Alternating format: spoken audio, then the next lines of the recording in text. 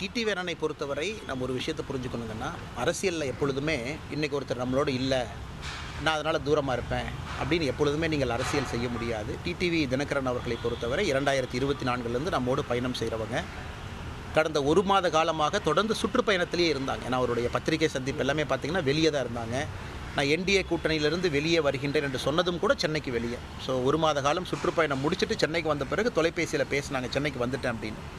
அதனால் சென்னைக்கு வந்த பிறகு சந்திக்கலாம் என்று முதல்ல பேசியிருந்தோம். அந்த அடிப்படையில் நான் தொலைபேசியிலேயே பேசிகிட்டு இருக்கோம், நேரில் பார்க்கணும் அப்படின்னு. ஆனால் அண்ணன் டிடிவி தினகரன் அவர்களை நான் சந்தித்தது உண்மைதான். அது ஏற்கனவே உங்களுக்கு நான் சொல்லியிருந்தேன். நான் எப்பொழுதும் சொல்கின்ற அதே கருத்தை தான் அவர்கிட்டே வலியுறுத்தினேன். தமிழகத்தை பொறுத்தவரை இன்றைக்கி அரசியல் களம் எப்படி இருக்குது, அரசியல் நிலைமை எப்படி இருக்குது, அதே போல் அவருடைய பார்வை எப்படி இருக்குது, திராவிட முன்னேற்றக் கழகத்தினுடைய கூட்டணி வீழ்த்தப்பட வேண்டும் என்றால் என்ன நடக்கணும் என்பதையெல்லாம் இருவரும் பேசினோம்.